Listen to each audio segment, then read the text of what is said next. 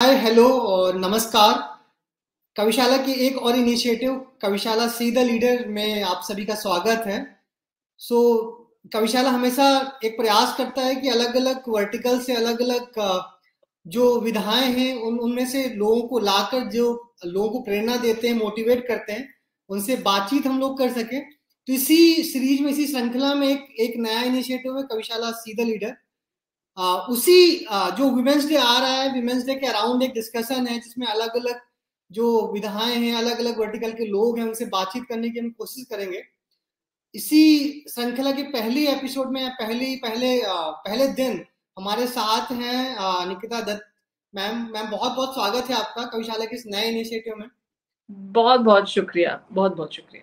Ma'am, discussion women's day के around है और बहुत सारी बातें चलती रहती हैं सोसाइटी में, बहुत सारी बातें होती रहती हैं कि कठिनाइयां हैं जो विमेंस हैं उनको अलग अलग वर्टिकल में, ब्यूरोक्रेसी हो, सिनेमा हो, पॉलिटिक्स हो, इसमें अलग अलग तरीके की जो परिस्थितियां होती हैं, उनमें बहुत परेशानियां होती हैं, दिक्कतें होती हैं। तो हम आई थिंक आज का जो सेशन है उसकी शुरुआत यहीं से करते हैं कि आप सिनेमा में, आपका बैकग्राउंड, जो आपकी फैमिली का बैकग्राउंड है वो कोई सिनेमा वाला नहीं है, जी है ना? उसके बावजूद आप वहां पे आते हैं और आई थिंक आपको 10 साल, 9 साल से ज्यादा हो चुके हैं, 10 साल होने वाले हैं, 10 सालों से काम कर रहे हैं। तो कैसे था पूरा आपका जो ये पूरा जर्नी था अभी तक का, सिनेमा में एंट्री करना, उसके बाद 10 सालों तक कंटिन्यूसली काम करना? क्या इसमें दो चीजें, क्या आपने अच्छाइयां देखी, पूरी पूरी जो यात्रा थी, आपकी पूरी जर्नी थी, क्या परेशानियों का सामना किया आपने? देखिए, अगर आप 10 साल की बात करें तो ऐसे बिल्कुल नहीं हो सकता कि परेशानियां बिल्कुल नहीं देखी हो। ये तो बहुत आम बात है कि हर एक की जर्नी में अप्स एंड डाउन्स तो आते ही हैं। तो ये जरूर है, अच्छाइयां देखी हैं, परेशानियां देखी हैं, लेकिन उन दोनों के साथ मैंने कोशिश की है आगे बढ़ने की। अगर मैं 10 साल पीछे जाऊं तो जैसे कि आपने कहा कि जिस बैकग्राउंड से मैं आती हूँ, मेरे जो पिताजी हैं, मेरे पापा, वो मिलिट्री में थे, इंडियन नेवी में। तो हमारा इस इंडस्ट्री से दूर दूर तक कोई लेना देना नहीं था। और मैं सिर्फ इस इंडस्ट्री की बात नहीं कर रही हूँ, कोई भी जो क्रिएटिव फील्ड होती है, जैसे अगर आप एक राइटर है या आर्टिस्ट है, कोई भी इस तरह का जो काम होता है, उससे हमारा दूर दूर तक कोई लेना देना नहीं था।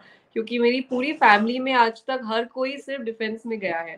तो मैं और मेरी जो बहन है, हम दोनों पहले वो दो लोग हैं जिन्होंने इस पूरी जिंदगी से बाहर कदम रखा है। तो ऑफ कोर्स शुरुआत में बिल्कुल आसान नहीं था, because at the same time I think ये जो पूरी एक दुनिया है, इसको समझने में थोड़ा वक्त लगता है। यहाँ के लोग थोड़े अलग होते हैं, लेकिन एक जो बहुत खास बात है, क्योंकि हम एक मिलिट्री बैकग्राउंड से है, तो हमें एक आदत होती है हर जगह एडजस्ट करने की, क्योंकि बहुत जल्दी हमें शहर बदलने पड़ते हैं, पोस्टिंग्स हो जाती हैं। तो आई थिंक वो मेरे लिए एक बहुत एडवांटेज चीज रही है, क्योंकि उस चक्कर में मेरे लिए इतना मुश्किल नहीं था नए लोगों से मिलना, बात करना, समझना कि मतलब क्या यहाँ के तौर तरीके हैं। अब अगर मैं उसकी बात करूँ कि यहाँ पर कैसे चीजें होती हैं, ऑफ कोर्स परेशानियां तो भर भर के आई हैं। लेकिन आई थिंक मेरे अगेन जो एक चीज बहुत इम्पोर्टेंट रही है मेरी जर्नी में, वो है फैमिली सपोर्ट। तो आई थिंक उस वजह से जब भी ऐसा कोई टाइम आया है जहाँ पर मुझे ऐसा लगता है कि ओ माय गॉड, मुझे नहीं पता अभी आगे क्या होने वाला है, मेरी जिंदगी कहाँ जा रही है, अभी आगे क्या, मतलब कुछ काम करेगा नहीं करेगा। आई थिंक उस मुकाम पर मेरे को पता है कि मेरे जो पेरेंट्स हैं वो हमेशा मेरे साथ खड़े रहे हैं। तो आई थिंक ओवरऑल ये जो जर्नी रही है, बहुत सारे ups and downs as I said, लेकिन एट द सेम टाइम एक जो डिटर्मिनेशन है आगे बढ़ने का, वो कभी कम नहीं हुआ है, वो तो आज भी बरकरार है। हम्म। ठीक। अच्छा, आप सिनेमा में काफी काफी टाइम से हैं और मतलब एक एक लंबा अरसा हो गया। जी तो एक एक वो होता है कि खुशी होती है पहली फिल्म की, पहली किताब, जब एक राइटर की पहली किताब छपती है, जी उसकी एक अलग तरीके की खुशी होती है। आपको जब आपका जो पहला प्रोजेक्ट था, उसका उसका तो कुछ क्या एक्सपीरियंस था आपका, अगर वो शेयर कर पाए आप? जी, जो मेरा पहला ऑन स्क्रीन जो प्रोजेक्ट था, अगर मैं वापस जाऊँ तो प्रॉपर्ली फुल फ्लेजेड अगर मैं बात करूँ, तो was my first TV show. एक शो किया था मैंने जिसका नाम था ड्रीम गर्ल। वो हाँ। आया था 2015 में। वो पहली बार था जब मैं प्रॉपर्ली कैमरा के सामने एक्टिंग कर रही थी, उससे पहले मेरे पास बिल्कुल एक्सपीरियंस नहीं था एक्टिंग का। और मुझे अच्छे से याद है जब हम उसके लिए शूट कर रहे थे, आई थिंक 2-3 महीने पहले टेलीकास्ट के हमने शूट करना शुरू किया था। उस समय मैं बहुत ज्यादा परेशान रहती थी, क्योंकि ये जो एक जो काम करने के तरीके होते हैं वो मेरी समझ में नहीं आते थे। ऑल्सो क्या होता है कि यहाँ पर हम बात जरूर करते हैं कि ये जो जो पूरी फील्ड है ये ग्लैमरस है एंड बाहर से दिखने में बहुत अच्छी लगती है, लेकिन जब आप अंदर घुसो तो आपको पता चलता है कि हार्डवर्क बहुत बहुत ज्यादा है, फिजिकली सबसे ज्यादा। तो तब तो मुझे याद है हम करीब 16-18 घंटे सिर्फ शूट कर रहे होते थे। तो मुझे ऐसे लगता था कि क्या मैंने करेक्ट डिसीजन लिया है, क्या मैं ये कर सकती हूँ, जितना यहाँ पर काम है मैं सर्वाइव कर पाऊंगी कि नहीं। तो करीब 2-3 महीने तो आई थिंक मैंने सिर्फ उसी जोन में निकाले है कि शायद मैंने गलत डिसीजन ले लिया है। लेकिन मुझे आज भी याद है 9 मार्च तारीख थी जब मेरा शो टेलीकास्ट हुआ था पहली बार। पहली बार लोगों ने फाइनली टीवी पे देखा था, और उसके एक हफ्ते बाद मुझे पता नहीं क्या हुआ, सडनली मुझे काम से बहुत प्यार हो गया, क्योंकि मुझे रियलाइज हुआ कि जितना हम काम 3 महीने से करते आ रहे हैं, जब आप फाइनली उसको स्क्रीन पर देखते हैं, जब आपको थोड़ी सी अप्रिसिएशन मिलती है अपने उस काम के लिए, तो बहुत अच्छा लगता है। वो फीलिंग बहुत प्राइसलेस है। तो आई थिंक वो एक जो ड्राइव था जो तब से शुरू हुआ वो आज तक खत्म नहीं हुआ है। तो आज भी कई बार ऐसे होता है कि ओवरवर्क हो जाते हैं, बहुत ज्यादा काम करना पड़ता है, लेकिन जब आप फाइनल रिजल्ट देखते हैं, जब आप ऑडियंस से आपको प्यार मिलता है उसी चीज के लिए, तो एक बहुत अच्छी फीलिंग आती है। इट्स समथिंग लाइक सुकून दैट यू गेट। आज के टाइम पे अगर आप 10 साल पहले जब आपने शुरुआत की थी और मान लीजिए आज किसी को एंट्री करनी है या आज किसी को अपना कैरियर की शुरुआत करनी है, तो कुछ चेंजेस आपको लगते हैं कि चीजें आसान हुई हैं, चीजें टफ हुई हैं? आसान तो बिल्कुल हुई है, बिकॉज आई फील सबको एक डायरेक्शन मिल गया है। जैसे हमारे टाइम में ये जो पूरा कॉन्सेप्ट था ऑफ कास्टिंग डायरेक्टर्स, ऑफ किसके पास जाना है, कहाँ ऑडिशन देना है, वो सब थोड़ा सा थोड़ा सा ज्यादा डिफिकल्ट था। अभी आई हाँ। Think again also because of social media, reach आसान हो गई है, क्लैरिटी मिलनी शुरू हो गई है लोगों को। कई बार ऐसे होता है किसी रोल के लिए अगर किसी को ऑडिशन करना है तो वो लोग ओपन में डालते हैं कि इस रोल के लिए हाँ। इसकी जरूरत है, जो पहले ऐसा नहीं होता था। तो एंड दूसरा, मीडियम्स बहुत सारे खुल गए हैं। हाँ। जब मैं 2015 की बात कर रही हूँ तब ओटीटी आई थिंक बहुत मतलब अपनी पहली स्टेप्स, अब जाके it's completely boomed if you see. तो ऑल्सो लॉकडाउन के बाद ये बहुत ज्यादा हुआ है। तो उस चक्कर में लोगों के पास ऑप्शंस बहुत ज्यादा हो गए हैं। पहले इट वाज आप या तो आप फिल्में करें या फिर आप टीवी शोज करें। अभी हाँ। इतने सारे प्लेटफॉर्म्स आने की वजह से बहुत सारे ऑप्शंस खुल गए हैं। तो चाहे वो एक्टर्स क्यों ना हो, टेक्नीशियंस क्यों ना हो, हमारे लिए बहुत सारे दरवाजे हैं। ये नहीं खुला तो कोई और जरूर खुलेगा। अच्छा, जेंडर स्पेसिफिक कोई डिफिकल्टीज मतलब फेस करनी पड़ती हैं, या फिर जो नए लोग आना चाहते हैं उनके लिए कुछ ऐसी स्पेसिफिक डिफिकल्टीज हैं?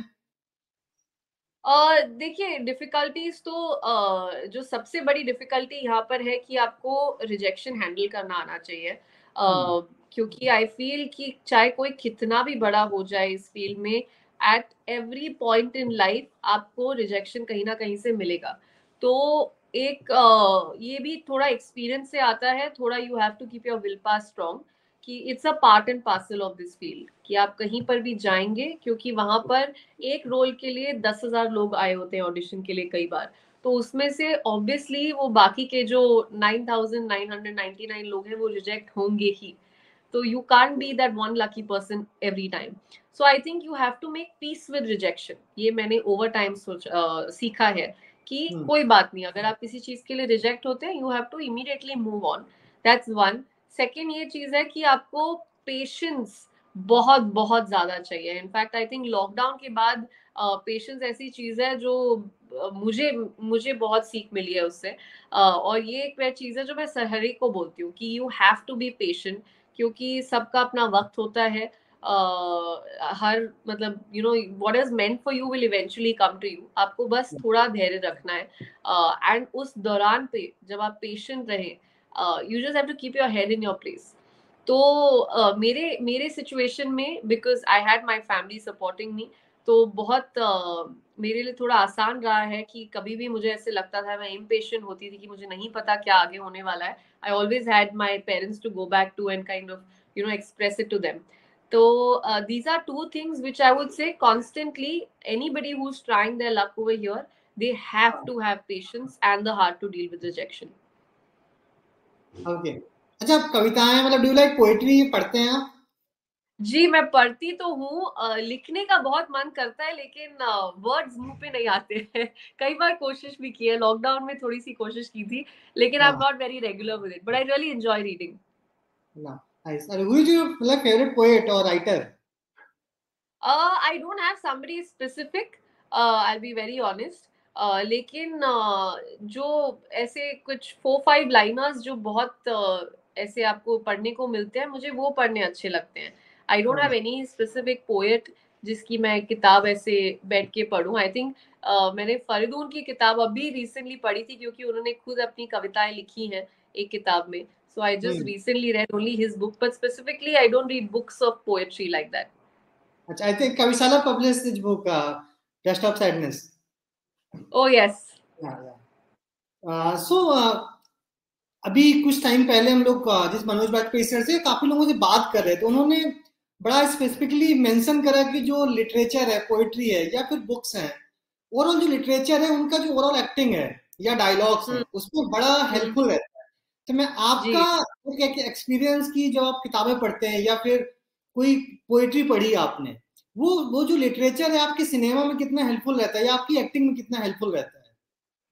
जी, क्या होता है कि ये मैं लिटरेचर की बात नहीं कर रही हूँ। एक सिर्फ़ किताब पढ़ने की अगर मैं बात करूँ, तो ये मैं सिर्फ़ अपने पर्सनल एक्सपीरियंस से कह रही हूँ। मेरा किताब पढ़ने का मकसद हमेशा ये रहता है कि I am always more focused. मैंने ये हम्म, चीज़ ज़रूर रियलाइज़ की है, कि जब भी मैं कोई ना कोई बुक कंटिन्यूअसली पढ़ रही होती हूँ, मेरा जो फ़ोकस दूसरी चीज़ों पे है, वो सबसे ज़्यादा रहता है। और दूसरा कि कई बार ऐसा होता है कि आप कहीं पर भी हैं, आपके जो थॉट्स हैं, वो बहुत ज़्यादा इफ़ेक्ट होते हैं when you are reading. So hmm, sometimes you are lost in some place, अगर आपने कुछ पढ़ा है, वो आपको ज़्यादा जल्दी ध्यान आएगा रादर दैन अगर आपने कुछ देखा हो। लिखी और पढ़ी हुई चीज़ मेरे ख़्याल से दिमाग में ज़्यादा अच्छे से बैठती है। तो मेरे ये बड़े सेल्फिश रीज़न्स हैं जिसकी वजह से I prefer reading a lot of books.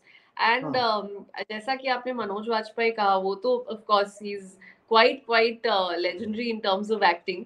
But at the same time I feel, जैसे जब मेरे को शुरू में मुझे किसी ने कहा था कि आप हिंदी की किताब पढ़िए, बिकॉज़ आई हाँ, used to read a lot of English books. तो मुझे लगा कि व्हाई दे सेइंग दैट, क्योंकि मैं बहुत धीरे-धीरे पढ़ पाऊँगी। But what I started doing was कि मैं ज़ोर-ज़ोर से हिंदी की किताब पढ़ना मैंने उस टाइम पर किया था, ताकि मेरी थोड़ी डिक्शन इम्प्रूव हो पाए। तो उस मामले में ऑल्सो मैंने काफ़ी हेल्प ली थी कि ज़ोर-ज़ोर से I used to sometimes read books. तो हाँ, ये सब जो मैं बता रही हूँ, ये मेरे बहुत सेल्फिश रीज़न्स हैं, बट ये मेरे लिए बहुत काम करते हैं। जी। अच्छा, आपके पास अब क्वेश्चंस आते हैं खाकी का नेक्स्ट सीजन कब आने वाला है? जी, वो मुझे खुद जानना है कि खाकी का सीज़न नेक्स्ट कब आ रहा है। आपका ओवरऑल एक्सपीरियंस कैसा था? वो एक अलग तरीके की स्टोरी थी, बड़ा अच्छा स्टोरी लाइन था। आपका ओवरऑल एक्सपीरियंस कैसा रहा पूरा उसमें वेब सीरीज में काम करने का? देन उसके बाद जो रिव्यूज मिले वो किस तरीके से थे? जी, मुझे तो बहुत मज़ा आया काम करके, क्योंकि जैसा कि आपने देखा है, खाकी में बहुत बड़े-बड़े नाम हैं, जो उसके साथ जुड़े हुए हैं। और मेरा हमेशा से मानना ये रहा है कि आप जिनके साथ काम करते हैं, आप सबसे ज़्यादा उन्हीं से सीखते हैं, सबसे ज़्यादा। हुँ, तो इसीलिए for me to work with such big actors was a big, big deal in itself. Secondly ये जो पूरी स्टोरी लाइन है, ये बहुत ही आई थिंक एक क्लीन क्राइम ड्रामा है जो आपको बहुत कम देखने को मिलता है। तो मुझे जो फीडबैक मिला है वो यही मिला है कि बहुत ही नॉन अब्यूजिव, नॉन ग्रूसम एक ये फाइनली ड्रामा है जो हम फैमिली के साथ बैठ के देख सकते हैं। हाँ, so I think I take all of this in a very positive stride, क्योंकि आजकल इफ यू सी बहुत कम ऐसी शोज हैं जो आप फैमिली के साथ बैठ के देख सकते हैं। So this of course is a compliment in itself कि people are loving it in spite of it not having any of those factors. बिल्कुल। बिल्कुल, उसमें आई थिंक आशुतोष राणा भी हैं, तो उनका जी जी, और वो तो उनका कभी बहुत आप ही बढ़िया लिखते और बोलते हैं। जी, कभी सेट में लिटरेचर डिस्कशंस नहीं हुए आपके साथ या फिर जो यू नो, टीम से? अनफॉर्चुनेटली मैंने आशुतोष जी के साथ एक सीन शूट नहीं किया है, अगर आपने शो देखा तो हो। यस। और उनसे ऑफ कोर्स मेरी 2 बार मुलाकात हुई, सेट पर नहीं, लेकिन प्रमोशंस वगैरह के दौरान। लेकिन तब उनसे इतनी ज़्यादा लंबी बात करने का मौका नहीं मिला, लेकिन he is somebody I would really, really love to sit across and talk, he and his wife, both of them, क्योंकि मैं उन दोनों को ट्विटर पे फॉलो करती हूँ और बहुत बढ़िया लिखते हैं वो लोग। अच्छा, आपका आपकी फेवरेट फिल्म, आपकी फेवरेट एक्ट्रेस और आपका फेवरेट एक्टर? मेरी favourite film, actress and actor, बहुत मुश्किल है कहना, क्योंकि मतलब मैं जब फिल्में अपनी फेवरेट लिस्ट में डालती हूँ तो उस इस नज़रिए से डालती हूँ कि क्या मेरा स्ट्रेस कम कर रही है। तो कई बार ऐसी फिल्में मेरी फेवरेट लिस्ट पे होती है जिनका कोई सिर पैर नहीं होता है, वो एब्सोल्यूट माइंडलेस होती हैं। So but there is one all time favourite which I really really like, in Hindi I would say is Kabhi Khushi कभी गम, क्योंकि हम छोटे थे तब वो आई थी, एंड बहुत ऑब्सेस हो चुके थे हम लोग पू के कैरेक्टर के साथ, अंजलि के कैरेक्टर के साथ, तो मतलब उसकी सारे डायलॉग्स जुबानी याद है। और अगर मैं इंग्लिश की बात करूं तो there are rom coms that I am really fond of, love actually being one of them. बहुत ही स्वीट क्रिसमस फिल्म है, आई रियली विश ऐसी कोई फिल्म हिंदी में बने, क्योंकि इट्स सराउंडिंग क्रिसमस, यहाँ पर हमारे इतने त्योहार होते हैं, we never actually sat and cashed on the festivals that we have, Diwali, Holi और something on those lines, but that's one of my favourite films. या सो विमेंस डे के अराउंड हम लोग बातचीत कर रहे हैं, कोई कोई मैसेज, कोई आप देना चाहें जो बडिंग जो जो लोग भी अपना कैरियर मतलब आगे बढ़ाना चाहते हैं बॉलीवुड में या फिर सिनेमा में? जी, as I said in the beginning, सबसे पहले तो आप अगर यहाँ आए हैं तो बहुत डट के आइए, ये सोच के मत आइएगा कि आपके लिए यहाँ पर कोई प्लेटर पे रख के वेट कर रहा होगा अपॉर्चुनिटी।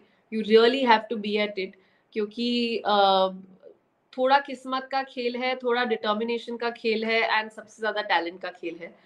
दूसरी चीज I would just want to say is that you know there has to be, as I said, determination, but there has to be a lot of belief in yourself. और कई बार ऐसे होता है कि सेल्फ बिलीफ भी डगमगा जाता है। I was recently listening to Shahrukh Khan in an interview where I figured, I think उन्होंने बोला या किसी और ने बोला कि बीच में उनका खुद का सेल्फ बिलीफ हिल गया था before the release of Pathaan. So he is a superstar who is talking like that. तो ये तो मतलब this is something that can, this is very humanly, किसी को भी हो सकता है। तो आई फील अगर आप इन टाइप के इमोशंस को अपना थोड़ा सा आप you can handle and you can tackle these emotions, then you have a long way to go. And this is another thing I have learned over time, कि आपका जितना एक्सपीरियंस होगा, आप जितना काम करेंगे, it will just make you better at what you do. ये creative field का आई थिंक सबसे पहला लेसन होना चाहिए, दैट एक्सपीरियंस मैटर्स मोर। ये मैंने अपने आप को कहा था जब I was entering television, because तब मुझे बहुत लोगों ने बोला था कि आप टीवी में क्यों जा रहे हैं, आप फिल्मों की वेट क्यों नहीं करते। आई सेड मेरे लिए बेटर ये है कि मैं काम करूं रादर देन कि मैं घर पे बैठ के वेट करूं कि कभी ना कभी मुझे कोई फिल्म मिलेगी, which worked in my favour.